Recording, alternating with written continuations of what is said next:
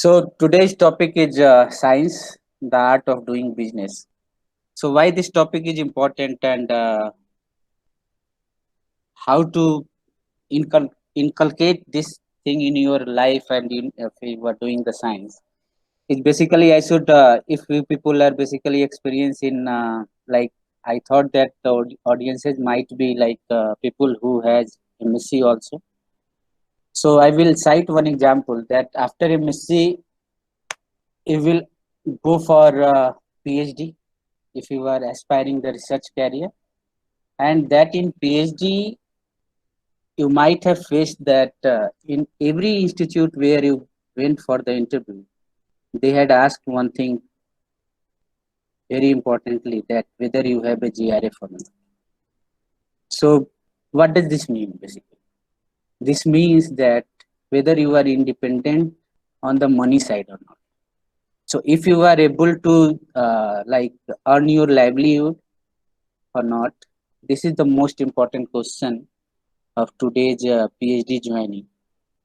So if you are independent, if you are basically earning the money, then the second part is what is your basic research interest, what is your basic background. But the first and the top priority is if you are JRF or not. So this comes money, and this comes the business. So here you can relate the science with the money or with the business. That if you are trying to do the science, you must have other part, which is basically money part, is fulfilled to you, and then every scientist in their this field basically thought that okay, the researcher which is coming to my lab is earning that much money, so that he or she will be able to devote its time to research. So that is one of the example in case of if you are doing a PhD. Then also that case postdoc also, if you are aspiring to do the postdoctoral fellowship, you also bargain how much I will get the fellowship, and whether the professor is able to uh, give the fellowship for 3 years or 5 years. So all these are basically in your mind when you are applying for a postdoctoral position also. So you cannot ignore the money part, and money is directly linked to business. So science is also linked with business. If you are trying to do the science, you have to look for the part where your science will be implemented in business part, or will be implemented in earning the money. Otherwise no faculty or the no professor will hire anyone either in SRF or in JRF or in postdoctoral.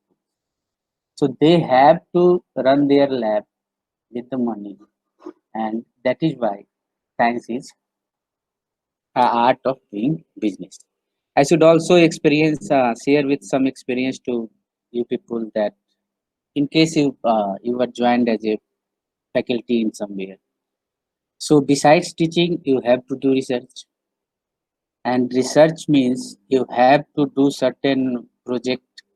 You have to write a project grant to certain institutions which provides money for your research, and then you will be able to sustain your scientific background and scientific interest.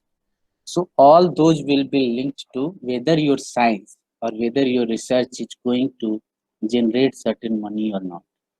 Money in the sense of grant fund, money in the sense of JRF fund, money in the sense of postdoctoral fund.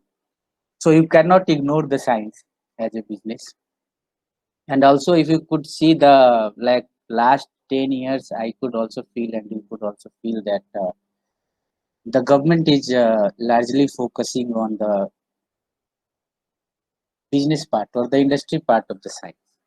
So if your science or if your research is basically translational or generating certain product, it will be funded much more easier as compared to the basic science, which I think Dr. Dheeraj sir has already told you about the BIRAC and then all those institutions which are largely focusing nowadays that you should pose a translational research project, not a basic science project. So that is how our generations or the past generation basically goes on. So in the past, scientists are basically focusing on the basic science, basic science. They are looking for the mechanism of understanding the biology. If you are seeing biology or in any field, they are looking for the mechanism behind that process. They are not bothering about whether this mechanism, by understanding this mechanism, whether it can be implemented in a project product generation or not. Our generation and your generation will largely, because we have to like shift our thinking on the science which can be translated. Translated means which can generate certain product, which can be industrialized and which can finally be money generator. Money generator. So that is business basically, and you have to you the young generation have to think much more uh, from us also, that you have to think the science on the translational basis, whether you are posing certain science or certain project which can be translated. So mainly basically what I am telling or what I want to tell, that your science should be product. Finally a product will be try to produce in the market, and then finally after get it patenting you can earn. And this is the focus of present government also. And I think that whether the government changes or not, it will be focused on all the institutions, the funding institutions, that your science should be translational and should be product oriented. So you have to, we all have to think about that thing. And that is why the this topic or this concept is important in that arena, or in the present arena, that how we will inculcate business or how we will inculcate money to the science. We have to think about the science, we have to think the science in that a way that it will be finally generating money, or finally generating certain product which can be like which can be marketed. So this is why I think that is important for us. And so I will also go for the point that I will also emphasize that thing, that the other thing is that when you are trying to get the benefits of science by a startup or by any business plan or by any entrepreneurship, you have to be updated also. Okay. So this is one of the most important point which I am going to tell now, that in the science, you have to be updated. Whether you are basically someone is molecular biologist specialist, someone is immunologist specialist, someone has certain genetics specialist, but the thing is that whether your specialization can leads up to certain product or certain translational research, that is the most important thing you have to look for. And you have to also look for updated. Being updated means you have to look where science is going now. So in COVID era and before that also, there is the inclination of science. It's largely went to the one part which is called artificial intelligence or data science. So this is one of the part which is basically now a thrust area of all the funding institutions, where you are looking for certain funds or research. If you are updated, or if you are currently versed with the updated research, you will find it easy to incorporate in certain institutions or certain projects also. So this is one of the area where I will discuss the most updated situation in COVID era also, or post COVID era will be the era of data science. So initially data science or data scientist, which the scientists who are basically or who are basically involved in data creation, is largely concentrated in one area in California basically.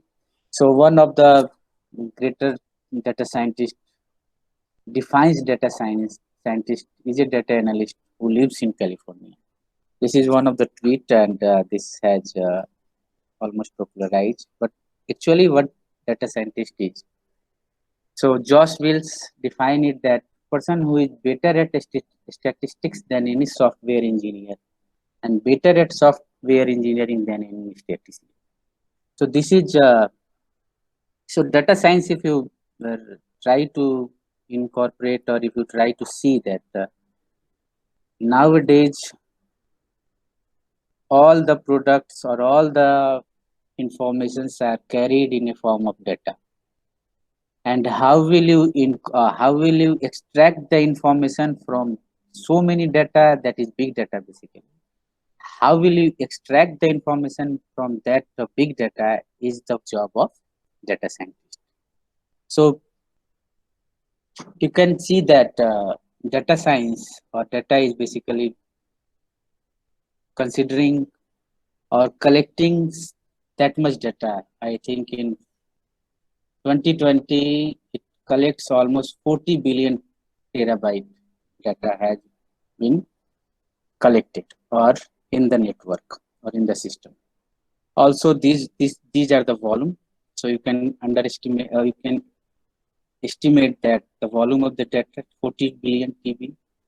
Also these data can be of variety, so many variety present in these data. So almost 80% are unstructured, and velocity also. How this data is basically transferred from one media to another is like you can see that Facebook is always also using 500 TB per day. So Facebook and then Twitter and then Instagram, these things are basically transferring that much data with that much velocity in every day. And how will you extract those data? If you are considering, let us suppose that you are trying to extract the data from Facebook of certain material. How will you extract and how will you pinpoint certain things from those data is the basic concept of data scientist. So you can see that these are some of the examples in which data scientist or data science will prove to be successful. Like in Walmart or Amazon, is all the media or all the e-shopping basically involve those data science also. So Netflix, then House of Cards. So also in case of presidential election, like in Barack Obama or Trump case also, or also in the case of our India scenario that BJP or Congress has utilized all those data science to influence the election also, to influence the customers also. So they hire those people to analyze the data present in the system, or how, and after analysis you will get certain point of information and point of action where they act and then finally increase their customer. So you can see that growth of data is almost like every 2 years it doubles, and how these data are basically processed and be conformed into certain product will be the role of data scientist. So I must tell you that this is one of the field which is largely like has a future for almost like 10 to 20 years nowadays. So why I am showing you those things, that I try to emphasize the thing that you people should look for the update, science update also. What are those update area or the thrust area where you can look for, or which can be product or which can be fruitful. So you have to look for also those kind of things, that the thrust area of the site. So you can see that the data products, mm, um, more of the data product like Fitbit you wear in Amazon also, in Siri also. So all these things are basically implemented data science. So once they, in case of Siri, what does they say, or in case of Amazon, if you can see that once you try to find out certain things from Amazon, he will look for that. He will search in Amazon, and then Amazon uh, has a database where it contains all the interest you shown on certain product, and then when after that when you again search for certain things, Amazon will show you certain products or suggest you certain products.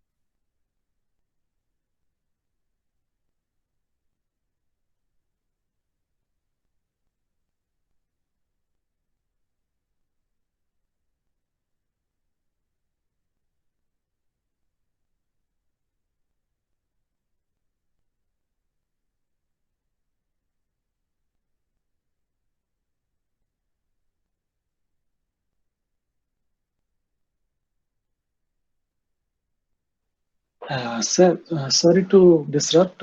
We have lost your voice. Is it coming now? Yeah.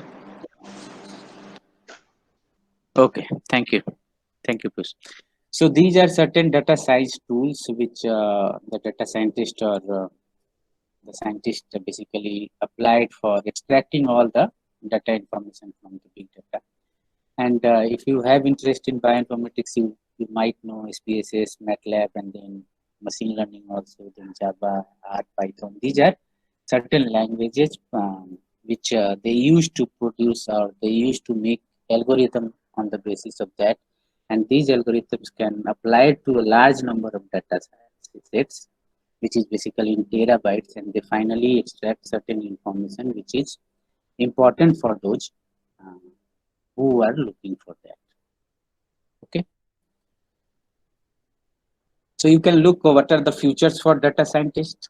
So you can see if this is visible in your left hand side, that by having these kind of rules, data business person, the data creative, then data engineer, and data researcher, you can be any of these things if you know these things, these skills. If you have like statistics, then programming, also certain maths, and also big data, how will you analyze the big data, and also has certain uh, business oriented thoughts or business oriented knowledge. So you can see that most of the important part that is comprised of this business part. So all the data scientists will imply their knowledge or will apply their knowledge in business also, like also in statistics, also in programming, and then finally they can be any of those things: data business person, data creative, data engineer, and data research. So these are certain futures of data scientist. And the industry, basically all the industry you name, and they require certain data scientists for those, because nowadays many of the experimental techniques or many of the, either in field of biology or in any field, basically you Uh, can look for that. Yes, please. Sir, you need to present your screen again.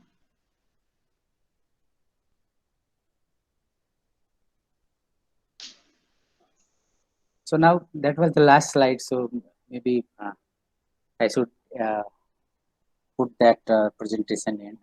I just Okay. try to I just try to emphasize all of you that you have to be updated in the science. What are the thrust areas or what are the updates basically available in any field? Rather, if you are telling that you are if you are geneticist, mind it, you are not going to get success in your future life if you are not updated about what are the new techniques or what are the thrust area present in genetics. Okay, if you are a neuroscientist, you cannot live or you cannot earn your scientific temperament or scientific respect unless you don't respect the trust areas, or unless you don't respect the update situation, what are the needs for that neuroscience or what are the needs of that field currently. So you have to be like through your books, textbook first. If you are doing trying to research, then look for all those global research also. Try to make a pace with those research and find out the current and trust area, which is basically responsible for creating certain money to you and finally the success. So science is finally related to money, and money is related to finally success. So to get success or to be success, you have to be updated in your scientific area. That is what I am trying to tell you. With this word, I will stop my presentation, and I will welcome if you have any question. I can give you the answer. Try to give you the answer. Thank you. Thank you so much. Thank you, sir, for this wonderful talk. There is a question from Akshay. Sir, can you please give some examples of data science in biotechnology? Applications Yes, of data science in biotech. yes, yes. So if you can see the, let us say, assume that if you are trying to, for me, I will give you example of plant biotechnology. That if you are trying to find the genome of certain plants, okay. So you will do, what will you do? You will do the genome analysis, and you will do either RNA-seq or microRNA analysis to find out what are the genes present in that plant which is being expressed in certain conditions, either in physiological condition or in pathological condition. So mind it, a genome is not made up of only one gene. So it has so many genes present, and it has so many interactions to show at certain period of time. So by genome analysis or by NGS, you can extract all those informations that in case of a stress or in case of any disease, what are the genes responsible for the that stress inducing genes, or what are the genes responsible for the pathology of that product or that plants or in that animals also or in that human disease. So by NGS analysis, or NGS is one of the great applications in biotechnology, and you can finally generate certain products on the basis of your gene expression analysis also. Yeah, I would also like to share one example of COVID. Like recently, our Yes, hospital generated lots and lots of data because so many patients were admitted, and they started to work on different parameters in blood, and then status of lungs and so on. And they tried to see which specific parameters are predominant in the initial stage or when the patient has recovered and so on. And all this could be easily done in less amount of time only because of these data analysis techniques. Otherwise, it will take several days to analyze those data manually. so yes, Pius, thank you for reminding the COVID example. So I must tell you that I had skipped the artificial intelligence part of this one, but I will cite one example so that you people can emphasize the intelligence behind that artificial intelligence. So, like all of you have used Arogya Setu app in COVID. So, one of the classic example of artificial intelligence can be Arogya Setu also. So, and if you try to know that in China, when the COVID happens, it is the Canadian company, artificial intelligence company, which tells the Chinese community that you are going to face with certain coronavirus on the basis of only artificial intelligence. They had nothing to collect the virus genome and then try to see. On the basis of artificial intelligence, they had predict before it happens. And same thing that in Arogya Setu app also, if you go for 500 meters around, it will poke up you that there is certain COVID cases there. So why, how this happens? It is basically because of the artificial intelligence. The informations which has been collected and stored in that app will let you know that you are going to certain area, which is basically which has certain COVID situations. And also in case of artificial intelligence applications in COVID, you can also see that one of the most important applications of artificial intelligence is in prediction of the disease before it occurs.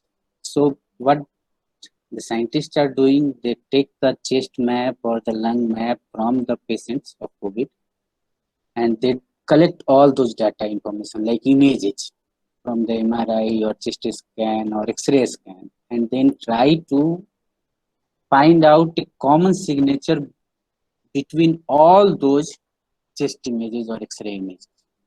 So after producing a algorithm, on the basis they will extract certain information from all those patient data, and they will finally emphasize those data that if certain patients shows these symptoms, he or she will get infected with COVID-19.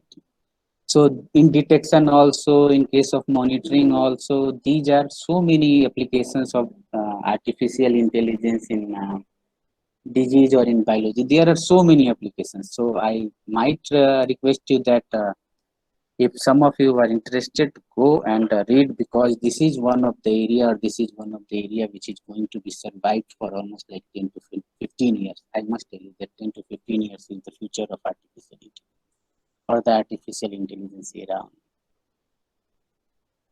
Thank you. Sir, I'll ask this from the viewpoint of a UG student. So, how can he make himself ready for data analysis or a career So, in this field? so yes, the irony is that in case of MSc student or in case of PhD student, it is really difficult to have certain basic knowledge on computational, because all these artificial intelligence or data science requires certain basic information, so basic knowledge of uh, languages present in the computer like Java or R or Python or MATLAB. So the UG students has the better chance, or the better chance to get success compared to MSc or PhD students. So they will try to learn those languages first of all, and then their demand will rise, because they know the language, and not the language but the updated language only. The language which are now in use like MATLAB, then R, and Python, these are the languages. In fact, you can also look for Hadoop or then that data science tools also. So they are the most important students to get certain knowledge about those things, basic things, which MSc peoples or PhD peoples cannot get, because they are now specified in their research area. But UG people, since they can explore much, so they can get to think about those things first, to get the knowledge of computer language, and then they will propel in that field. Vijay sir, I have a question from a student's point of view. So, Yes, sir. can you recommend a few of the short-term courses which undergrads or postgraduate students can take, and learn little bit about these things before going into like full-time courses? Yes. Thank you, Lakshmi. Thank you for asking that question, because in this is apt for that situation, in COVID situation, because all of us are in lockdown situation. So we have almost like 20 hours in a day to devote in certain things, and which I also tell to my students, that I also urge to those students that go for certain online courses on the basis of your interest, research interest, in which you are looking for that. So for artificial intelligence or for any computational knowledge, you can look for certain Coursera courses. There is one site which is Coursera that provided so many online courses, and this is the right time to involve yourself in one or two online courses, because you have almost like 3 to 5 hours left in your teaching. So go for Coursera. Then UGC portal has also a SWAM portal, SWYAM, SWAM. There is also certain courses which has been provided by certain or the master of that field, like many of the IIT faculties basically will take that course. So it will be like 1 or 2 months course, certificate course. So it will be a certificate course. You have to clear the examination first also after the course finish, and then you will get a certificate. So Coursera, then SWAM, and there are so many sites also, but these can take so much money to uh, get the certificate or to learn, to teach you. But Coursera and SWAM is one of the popular portal where you can go and enroll for yourself, And then SWAM courses are free, but the examination fee is 1,000. If you are trying to get the certificate, you have to uh, give 1,000 as a fee for the examination. Courses are free. Courses are free as you said, but the examination cost will be like 1,000. So it is better to get a certificate by passing those examinations, not for the sake of only attending the course. So I will suggest go for SWAM and then Coursera, and then also look for the certificate course, because it will increase your CV also, and you will benefited from that. Okay. Vijay, one questions from Yes. student Yes. side. Yes. Yes. ये जैसे अपने graduations के days को याद करके, और वो questions आज तक भी बच्चों के दिमाग में रहता है, तो दो तीन चीजों को इसमें मेंशन करना है कि एक तो कैसे बच्चों को आप सेलेक्ट करते हैं, मतलब सजेस्ट करते हैं कि वो बायो इन्फॉर्मेटिक्स या आर्टिफिशियल इंटेलिजेंस को एज ए करियर सेलेक्ट करें। दूसरी चीज जो हम लोगों का क्वेश्चन होता है कि मैं करूंगा बायो इन्फॉर्मेटिक्स अगर बायोटेक या लाइफ साइंस छोड़ के, तो मुझे क्या एडवांटेज मिलेगा, या मैं कितना as a economic point of view मुझे क्या अच्छा रहेगा, या कितना मैं कमा पाऊंगा। ये कॉमन क्यूरीज होता है फ्रॉम ग्रेजुएशन स्टूडेंट्स का। तो कैसे बच्चों को आप सजेस्ट करते हैं कि आप इस फील्ड को ले, जो आगे आके उसको ऐसा नहीं कि केवल पैसा देखकर वो सेलेक्ट करे।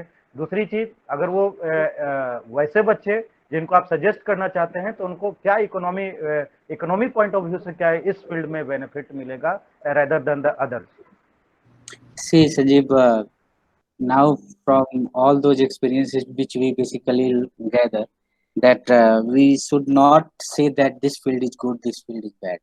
So every field is good. The main emphasis is that you have to be updated in those fields, whether it is genetics, whether it is molecular biology, any field, whether it is engineering, whether it is social science also.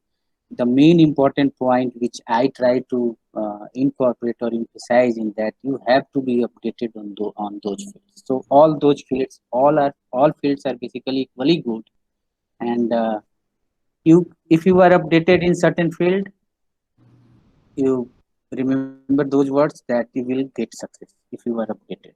And the second field is that, and the second question which Sanjeev has asked, whether what are the career prospects of bioinformatics. So looking for bioinformatics for the last few years, or I should say the last 10 years, basically propelled much as compared to initial of those fields.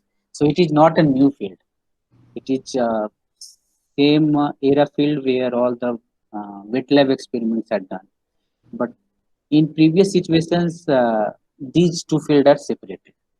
But now, if you can see that these two fields are merged very much together, and they put the hands in together so that all those wet lab experiments can be emphasized or can be proved through in silico experiments also. So these two parts of the science, wet lab experiments or the dry lab expertise, they both get hands in together so that they will work together, and then finally the result will be correct as compared to alone results, either in silico results or in vitro. And from this COVID experiences, what we all have learned that this in silico science is going to prepare much and much more importance when certain pandemic situation happens. In case of COVID, you can realize that all the drugs, all the vaccines which are now producing or drugs have been produced is based on the in silico work only, because all the labs are nowadays closed almost. So no wet lab experiments done, no wet lab results done. So how will you get to certain drug without doing wet lab experiments? So there comes in silico scientists. They do the great works together, and they find largely on drug repurposing area. Drug repurposing is basically which already drugs known and then were repurposed to COVID treatment. So all these science or all these applications of bioinformatics or the application or the artificial intelligence finally coming or recognized. Okay.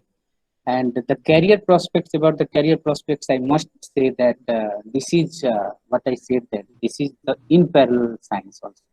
wet lab experiments and then dry lab experiments. So all those experiences or all those accomplishment wet lab scientists will also be able to get a in silico scientist also. And they can also do the coding also. They can also get certain programming language also, and they can patent it also. You can be, if you can be started initially, you can be one of those Mark Zuckerberg, I must say. So these are certain applications of those in silico scientist or in silico field. So yeah, Okay, so next Sanjeev session sir, को yeah. हाँ late हो रहा है Yeah. हाँ ठीक Yeah, so I will add one more point about the salary.